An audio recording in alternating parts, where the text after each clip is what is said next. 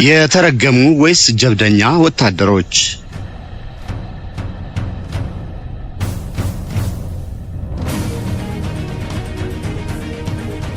ከዛሬ 180 ዓመት በፊት ነው የተመሰረተው።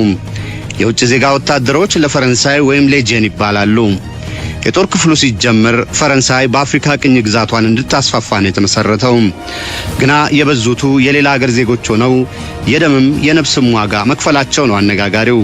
ፈረንሳውያኑ ከ4 ከመቶ አይበልጡምና አባላቱ ወንጀለኞች፣ በተለያዩ ችግሮች የሚሳደዱ ማህበረሰብ ያገለላቸው ናቸው። በዚህ ላይ የፈረንሳይን የቆሸሸ ጦርነት ሲዋጉ የሰው ሕይወት ለማጥፋት ምንም የማይገዳቸው በመሆናቸው የተረገሙ ወታደሮች የሚሏቸው አሉ። ወታደሮቹ ግን ዛሬም ያለ ምርጥ የጦር ክፍል አባል በመሆናቸው ይኩራራሉ። ዘመናዊ በሚባለው የአሁኑ ዘመንም ቢሆን ለክፍሉ ቅጥረኛ ወታደር ለመሆን የሚተሙ መብዛታቸው ማነጋገሩ አልቀረም።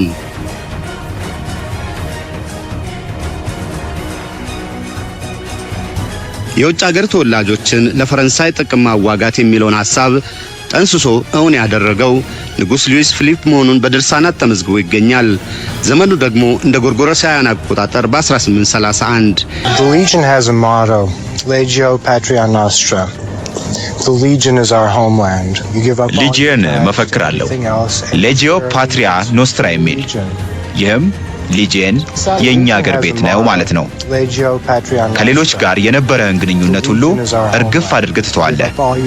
እናም ሁሉን ነገርህን ለሊጂየን ለመስጠት ቃል ትገባለህ።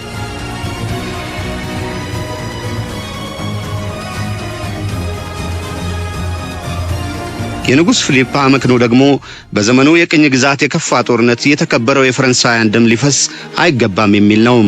በርግጥ ከዘመኑ የቅኝ ግዛት መቀራመት ፈረንሳይ የድርሻዋን እንድትካፈል ይፈልግ ነበር ንጉስ ፊሊፕ።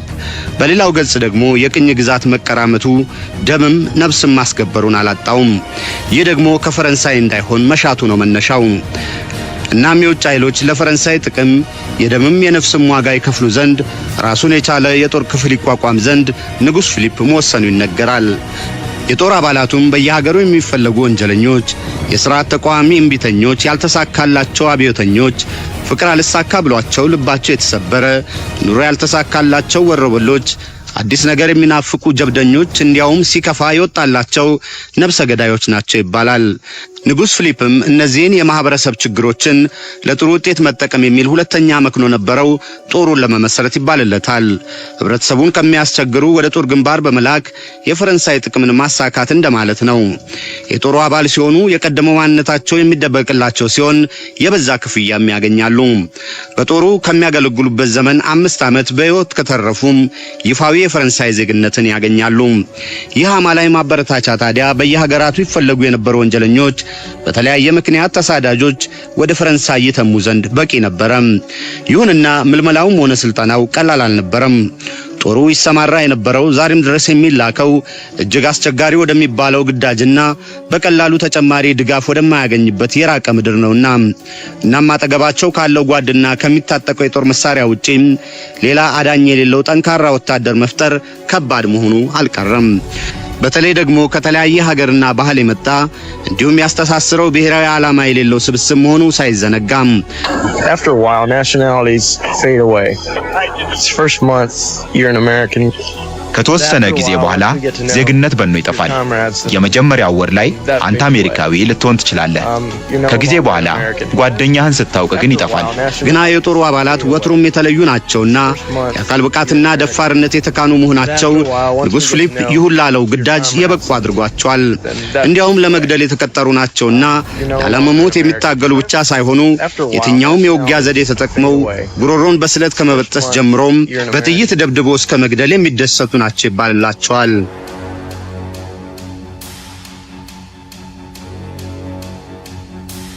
ፈረንሳያኑ በአብዛኛው የአመራር ስፍራ የተቆናጠጡ ናቸው። በዚህ የውጭ ዜጋ ወታደሮች ለፈረንሳይ ጦር ውስጥም ከ4 ከመቶ ያልበለጠ ብዛት ነው ያላቸው። ይህም ሆኖ ፈረንሳያኑም እንዲሁ እንደ ውጭ ዜጎቹ ወንጀለኞች፣ አመፀኞችና በመንግስት የሚፈለጉ እንደሆነ ይነገራል። በህዝብ ውስጥ እየተሽለኮለኩ ከሚያስቸግሩና ወህኒ ከሚያጣብቡ ወደ ከፋው ጦርነት ሄደው እጣፈንታቸውን ይሞክሩ የተባሉ አይነት ናቸው። በርግጥ ትላልቆቹ ሹሞች የተከበሩ የፈረንሳይ ጦር አባላት መሆናቸው ባይካድም እናም ይሄ የተረገሙ ወታደሮች የሚል ቅጽል ስም የተሰጠውና የፈረንሳይ ጦር የውጭ ወታደሮች ክፍል ቀዳሚው ግዳጅ በአፍሪካ መሆኑ አልቀረም። በተለይ ደግሞ አልጄሪያን የፈረንሳይ ቅኝ የማድረጉ ዘመቻ ነበር የተሰጣቸው። ወደ አልጄሪያ በረሃ ያቀናው ጦር ታዲያ በመጡበት ሀገር መከፋፈላቸው በጦሩ ታሪክ ድርሳን ሰፍሮ ይገኛል። የስዊስ፣ የፖላንድ፣ የጀርመን፣ የጣሊያን፣ የስፔንና ሆላንድ ቤልጂየም ይሰኛሉ። የተወሰኑ እንግሊዛውያን የራሳቸውን ቡድን ለመሙላት አልቻሉምና በየቡድኑ ጣል መደረጋቸውም ተጽፏል። የተረገሙ ወታደሮች የሚባሉት የውጭ ወታደሮች የፈረንሳይ ጦር አባላት ወደ አልጄሪያ ያቀኑት ንጉስ ፊሊፕ ጦሩ መሰረት ባዘዘበት በ1831 ነው። አልጄሪያም ከዛን ዓመት ጀምሮ የጦሩ ምድር ሆና ለ150 ዓመት ዘልቃለች። ጦሩ ከአልጄሪያ ወጣው የቅኝ ግዛት ዘመን ጀንበር ጠልቃ የነጻነት ታጋዮችም ውጊያ ፋታ በማሳጣቱ ነው። ሌጂዮን በመባል በአብዛኛው የሚታወቁት የውጭ ወታደሮች ለፈረንሳይ ጥቅም ታላቅ ተዋጊነታቸውን በአልጄሪያ በቅድሚያ ስማቸውን መትከላቸው ይነገራል። እንዲሁ ከ150 ዓመታት ቆይታ በኋላ የቀደመ የክብር ስማቸውን ያጡትም በአልጄሪያ ነው። ደፋር ወታደራዊ ስነ ስርዓት አክባሪነታቸው በጽናት ተዋጊነታቸው ቀርቶ ከውጊያ አውድ የሚሸሹ ከሞት በስተቀር አይነጥለውም የሚባለውን የጦር መሳሪያ አፈር አልብሶ መፈርጠጥም በ1960ዎቹ በአልጄሪያ ነበርና The force of the Legion is that we are all here united for the same cause. የሊጂየን ኃይል ነው እዚህ ያመጣን። የተለያየ ባህል፣ ልማድ፣ ሃይማኖትና ቀለም፣ አስተሳሰብ ቢኖረንም አንድ ያደረገን ሊጂየን ነው።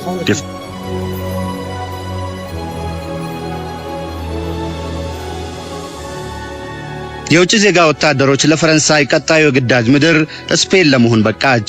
የስፔን የወቅቱ የጦርነት መንስኤ ደግሞ የዙፋን ይገባኛል የንጉሳውያን ቤተሰብ እሰጣ ገባ ነበር።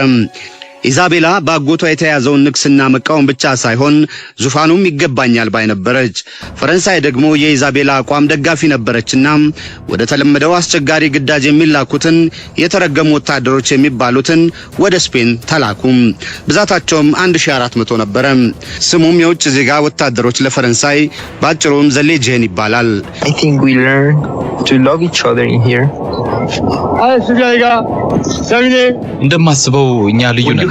እንደማስበው እርስ በርስ መዋደድን በዚህ ተመራናል። ጓደኛ ስታገኝ እሱም እውነተኛ ጓደኛ ሲሆን ሕይወትን ለሱ ትሰጣለህ። እኔም ለነሱ ሕይወቴን እሰጣለሁ።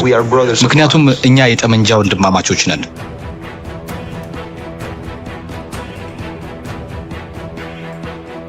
ስፔናውያኑም ሎስ አርጀሊኖስ የሚል ቅጽል ስም አወጡላቸው። አልጄሪያውያኑ እንደማለት ነው ጥሬ ትርጉሙ። ስያሜውን ያገኙት ደግሞ በቀደመው ግዳጃቸው ከተሰማሩበት አልጄሪያ ነው። ኢዛቤላን ለስልጣን ብቻ አይደለም ያበቁት፣ የመንግስትንም ጦር አደራጅተዋል። በዚህ የ4 ዓመት ግዳጅ 900 ያህሉ አልቀዋል። የተረፉት 500 ያህል ናቸው።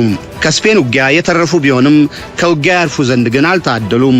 የቀደመውን የአልጄሪያ ክፍላቸውን ተቀላቅለው ደምና ነፍስን በመገበር የሚኖሩበትን ሀብት የሚያፈሩበትን የሚደሰቱበትን ግና ደግሞ ይለዩት ዘንድ የሚቸግራቸውን ጦርነት እንጀራቸውን ቀጠሉበት እንጂ።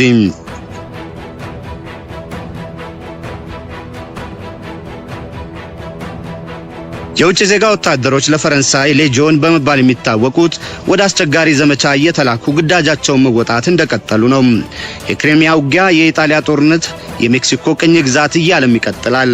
ንጉስ ፊሊፕ ጦሩ እንዲቋቋም ሲያዝ ካጸደቀው ሕግ አንዱም በፈረንሳይ የሀገር ውስጥ ጉዳይ እንዳይሰማራ የደነገገው ይጠቀሳል። የጦሩ ግዳጅ የፈረንሳይ ብሔራዊ ጥቅምን ማስከበር ብቻ ነውና በቀደሙት ዘመን እየተከበረ ቢሆንም በ1870 መጣሱ አልቀረም። የሳልሳዊ ናፖሊዮን ጦር መሸነፉን ተከትሎ ሁለተኛው የፈረንሳይ ታላቁ አገዛዝ ወደቀ። አዲስ የተመሰረተው ሶስተኛው ስርወ መንግስት የሰለጠነ ወታደር እጥረት ነበረበት። በቀደመው የናፖሊዮን ጦርነት ምርጦች ሁሉ አልቀው ነበርና በዚህ ጊዜ ነው የውጭ ዜጋ ወታደሮች ለፈረንሳይ ወይም ሌጂዮን በፈረንሳይ ለግዳጅ ይሰማራ ዘንድ የተደረገው። በጀርመን ጦር ከበባ ስር የነበረችውን ፓሪስን ማስለቀቅ ደግሞ የተሰጠው ግዳጅ ሆነ። ኦርሊያንስን በእጁ ቢያደርግም ፓሪስን ማስለቀቅ አልተቻለውም። ይህም በሶስተኛው የፈረንሳይ ስርወ መንግስት ላይ የህዝብ አመጽ እንዲነሳ ምክንያት ሆነ። የዚህ ውጤት ደግሞ የፓሪስ ኮሚዩን ሊሆን በቃ። የጦር ወታደሮች የፓሪስ ኮሚዩንን ለመቀልበስ መሳተፋቸውም አልቀረም።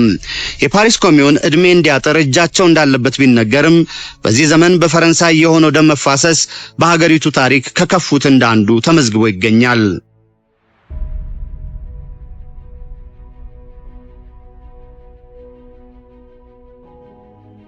የውጭ ዜጋ ወታደሮች ለፈረንሳይ ሌጂየን ቀጣዩ ግንባር የኤስያ ምድር ሆነ። የሲኖ ፈረንሳይ ጦርነትም ይባላል። ፈረንሳይ ከቻይና ጋር የገጠመችው ውጊያ እንደማለትም ነው። ጀነራል ፍራንኮይስ ኔግሬ ጦሩን ወደ ሲያ ሲልኩ ያደረጉት ዲስኩር በእርግጥ የተመሰረተበትን ዓላማ እንዲሁም ተፈጥሮን ይገልጻል ይባላል።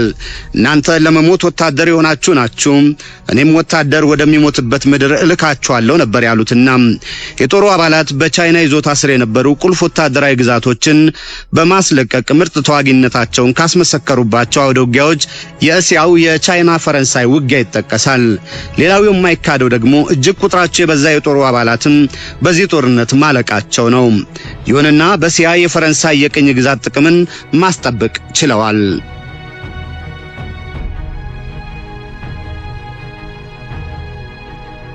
በተመሳሳይም በአፍሪካ ፈረንሳይ ቅኝ ግዛቷን ታስፋፋ ዘንድ የደምና የነፍስ ዋጋ የከፈሉትም የውጭ ዜጋ ወታደሮች ለፈረንሳይ ሌጀንስ ናቸው። የሰሜን አፍሪካውን አነሳስተናልና ከሳራ በታች ጦሩ የተሰማራበትን እንጠቃቀስ። በዛሬዋ ቤኒን የዳሆሜ ስርወ መንግስት የሚባል ነበር። የወቅቱ ንጉስ ቢያንዚን ለፈረንሳይ ቅኝ ግዛት መገዛት በቀላሉ እጅ የሚሰጡ አልነበሩም። በጭካኔያቸውና በጠንካራ ተዋጊነታቸው የሚታወቁት ሌጀንስ ነበር የተላኩት። 2 ወር ተኩል በወሰደው ደም አፋሳሽ ውጊያ የዳሆሚያን ተዋጊዎች አሸነፉ፣ ንጉሱንም ማረኳቸው።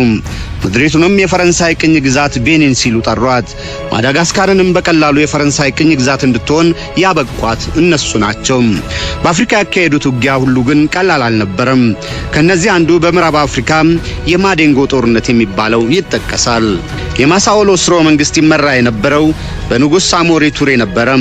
ንጉሱ ታዲያ የውጭ ዜጋ ወታደሮች ለፈረንሳይ ሌጀንስን በተደጋጋሚ በማሸነፍ የቅኝ ግዛቱን ዘመቻ አክሽፈዋል። ልክ አጼ ሚኒሊክ ጣሊያንን ያሸነፉበት የአድዋ ድል አይነትም አስመዝግበዋል። ወዮዋያንኮ በመባልም ይታወቃል። በዚህ ፈረንሳይ ግዛታቸውን የማወቅ ስምምነት እስከ መፈጸምም ደርሳ ነበር። ይሁንና በቅድሚያ አጋሮቻቸውን በጥቅምም በውጊያም ካዳከሙ በኋላ የንጉስ ቱሬን ጦር ማሸነፍ ቻሉ። በእርግጥ የበዛ ጦር በመላክ እንደሆነም ይነገራል። በዚህ አይነት ፈረንሳይ በእስያም በአፍሪካም የቅኝ ግዛቷን ያስፋፋችው የራሷን ይፋዊ ጦር በመላክ ሳይሆን እነዚህ ወንጀለኛ በየሀገሩ ተሳዳጅ ወታደሮችን ቀጥራ የውጭ ዜጋ ወታደሮች ለፈረንሳይ ሌጂየን ብላ ባደራጀችው የጦር ክፍል የመሆኑ ሀቅ ነው። የሚገርመው አዳዲስ በጎ ፈቃደኞች ከአሜሪካ ሳይቀር የበዙ የአውሮፓ የውጭ ዜጎች የመሰረቱትን ሌጂየንን መቀላቀላቸው ነው። After a while, nationalities fade away. First month, you're an American. ከተወሰነ ጊዜ በኋላ ዜግነት በእኑ ይጠፋል። የመጀመሪያው ወር ላይ አንተ አሜሪካዊ ልትሆን ትችላለህ። ከጊዜ በኋላ ጓደኛህን ስታውቅ ግን ይጠፋል።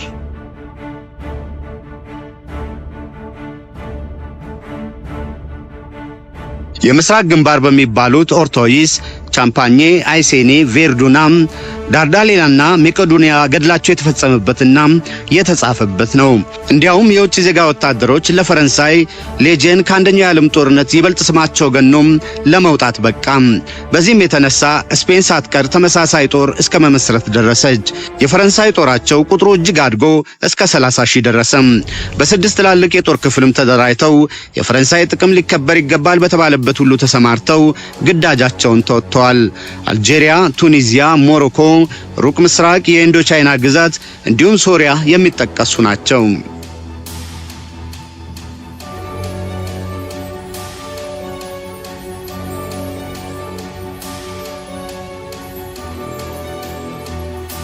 የውጭ ዜጋ ወታደሮች ለፈረንሳይ ሌጂየንስ ያነሰ የተባለ የውጊያ ተሳትፎ አደረጉበት የሚባለው የሁለተኛው የዓለም ጦርነት ነው። በሰሜን አፍሪካ፣ በሶሪያ፣ ሊባኖስ፣ በኖርዌይ የፈረንሳይን ጥቅም ለማስጠበቅ መዋጋታቸው አልቀረም። ከዚህ ሁለተኛ የዓለም ጦርነት የጀርመኖች በብዛት ጦሩን መቀላቀል የተለየ ውጤት የሚባለው ነው። በተለይ በጀርመን የሂትለር የስለላ ተቋም ኤስኤስ ጀስታፖ የበዛ ወንጀል የፈጸሙ በብዛት የሌጀንስ አባል እንደሆነ ይጠቀሳል። ይህም የጦር ክፍሉ የወንጀለኞች ስብስብ ነው የሚለውን ይበልጥ ያጠናከረ ሆነ። ከዚህ ጊዜ ጀምሮም ነው የተረገሙ ወታደሮች የሚለው ቅጽል ስም ይወጣላቸው። ከሁለተኛው የዓለም ጦርነት ማብቂያ በኋላ ጦሩ በተለየ ስሙ የሚነሳው ፈረንሳይ በእስያ በተለይም በቪየትናም ባደረገችው ጦርነት ነው። በዚህ ውጊያ ጦሩ ፍጹም ጨካኝነት የታየበት ነው ይባላል።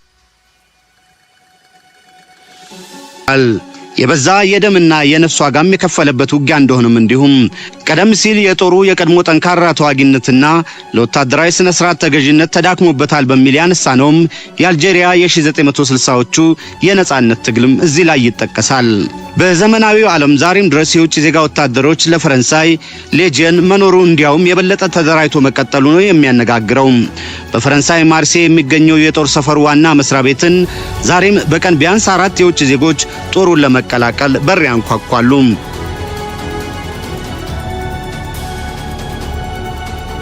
ከሁለተኛው የዓለም ጦርነት ወዲህ እንዲያውም እነዚህ የተረገሙ ወታደሮች የሚሰኙት የውጭ ዜጋ ወታደሮች ለፈረንሳይ ሌጀንስ የሚሰማሩበት ግዳጅ እጅግ አስቸጋሪና አነጋጋሪ መሆኑ ነው። በተለይም ከቅጥረኛ ወታደር የተመሳሰለ ግዳጅ ላይ መሰማራታቸው ነው ይበልጥ አነጋጋሪው ጉዳይ። ከ1969 እስከ 1972 በዘለቀው የቻድ ሊቢያ ጦርነት ዋነኛው እሳት ላይ የተጣዱት የጦሩ አባላት ናቸው። ሩዋንዳ፣ በኮንጎ፣ በኮት ዲቯር፣ ጋቦን፣ ዛየር፣ ካምቦዲያ የእርስ በርስ ጦርነትም እንዲሁም በሶማሊያ፣ በሳራጄቮ፣ ቦስኒያ ሄርዞጎቪና፣ መቄዶኒያ፣ አፍጋኒስታን ጣልቃ በመግባት የፈረንሳይን ጥቅም አስከብረዋል። የተያዙ የፈረንሳይ ዜጎችንም አስለቅቀዋል። አሜሪካና አጋሮቿ በኢራቅ ላይ በከፈቱት የበረሃው ማዕበል ጦርነትም ለፈረንሳይ ሲሉ እጅግ አስቸጋሪ የምድር ውጊያ ላይ የተሰማሩትም እነዚህ የውጭ ዜጋ ወታደሮች ለፈረንሳይ ሌጀንስ ናቸው።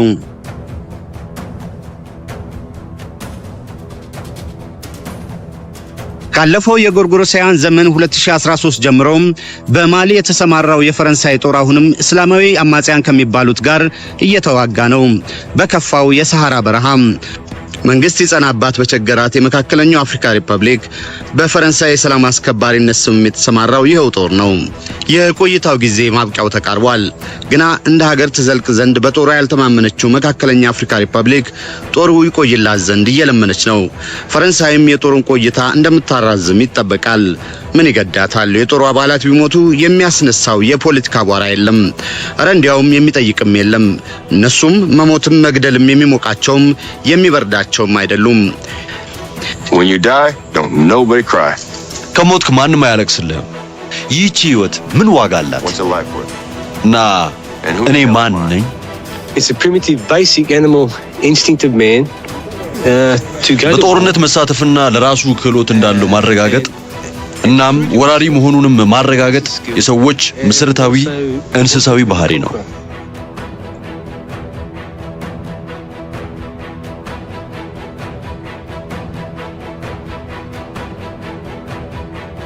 የውጭ ዜጋ ወታደሮች ለፈረንሳይ በዓለም ካላቸው 3 የጦር ሰፈሮች ሁለቱ የሚገኙት በአፍሪካ ነው። አንዱ በማዳጋስካር ሲሆን ሌላኛው በጎረቤታችን ጅቡቲ ነው የሚገኘው። የጅቡቲው ጦር ሰፈር ወታደሮቹን ከማሰማሪያነት በተጨማሪ የበረሃ ስልጠና መስጫ መስካቸው ሆኖ ያገለግላል።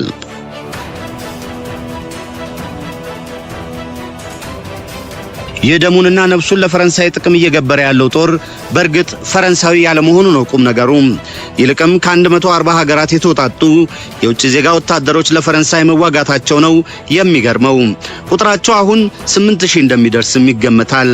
ዛሬ የሚበዙት የምስራቅ አውሮፓና የላቲን አሜሪካ ሀገራት ዜጎች ናቸው ቢባልም ከእስያ፣ ከአፍሪካ፣ ከአሜሪካ፣ ከአውስትራሊያ ብቻ ምን አለፋችሁ ከመላው ዓለም የተውጣጡ ናቸው።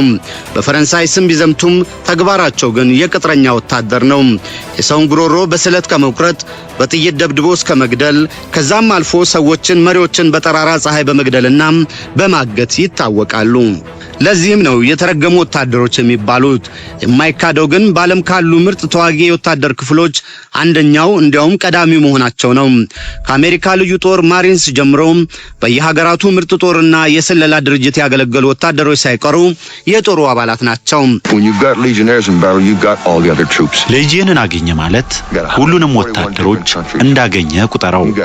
የ141 ሀገራት ወታደር ማግኘት ማለት ነውና የብሪታንያን ወታደሮች ታገኛለህ። አሜሪካኖች አሉ፣ አውስትራሊያን፣ ሶማሊያን፣ ኢትዮጵያውያንን፣ የዙሉ ተዋጊዎችን ሳይቀር ታገኛለህ።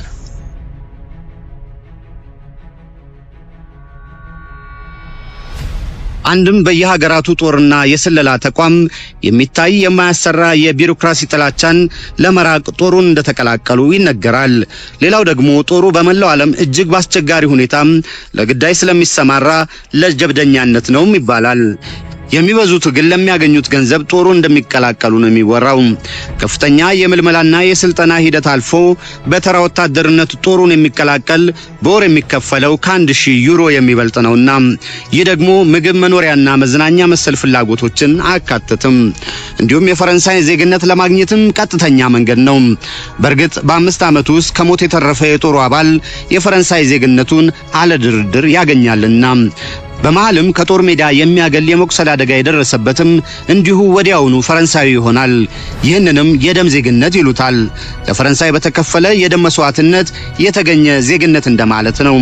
ተጠየቁ ግን ሀገራቸው ላልሆነችው ፈረንሳይ ለሞትና ጉዳት ለመዳረግ በፈቃደኝነታቸው የመሰለፋቸው አመክኖ ነው።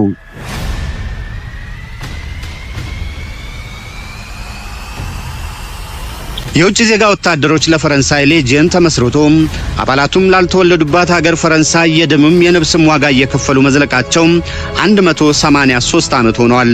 በዚህ ዘመን 40 ሺህ ያህል የውጭ ዜጎች ለፈረንሳይ ሞተዋል። ስማቸው ማርሴይ በሚገኘው ዋና መስሪያ ቤት በእብነ በረድ ላይ ተጽፎ ይገኛል። ዛሬም ከመላው ዓለም የተውጣጡ በ10 ሺዎች የሚቆጠሩ የጦሩ አባል ሆነው ለፈረንሳይ ጥቅም እየተባለ ደርቲ ወር ቆሻሻ የሚባል ውጊያ ላይ ተሰማርተዋል። በውጊያ ብቃታቸው ከዓለም ምርጡ አንደኛ ቢባሉም ስለተከፈላቸው ብቻ ከወታደራዊ ስነ ምግባር የወጣ ግዳጅ የሚፈጽሙ ቅጥረኞች እንደሆኑ ይነገራል። ገና አባል ሲሆኑም ወንጀለኞች፣ ተሳዳጆች፣ በመደበኛ ጦር የማይስተናገዱ ወይም የተባረሩ እንዲሁም በህብረተሰቡ የማይፈልጉ የሆነ ነገር የጎደላቸው ናቸውና ጨካኝና የከፋ ጭፍጨፋ ቢፈጽሙ አይገርምም የሚሉ ይበዛሉ። እናም የተረገሙ ወታደሮች ይሏቸዋል። እነሱ ግን የውጭ ዜጋ ወታደሮች ለፈረንሳይ ሌጂየን አባል በመሆናቸው የሚኮሩ ናቸው። የጦሩ ክፍልም እንዲሁ በሰለጠነው ዓለም በውጭ ዜጎች ቅጥረኞች በመመስረቱ የሚሸማቀቅ ሳይሆን እጅግ የተከበረ መሆኑን በይፋ ያውጃል። ሊቀላቀሉትም ዛሬም ወደ ማርሴይ ዋና መስሪያ ቤቱ የሚጎርፉ የበዙ ናቸው። Avec le trémolo, valer pour toujours. Y'a pas zéro. Non, rien, rien. Non, je ne regrette rien. Ni le bien qu'on m'a fait, ni le mal, tout ça m'est bien égal.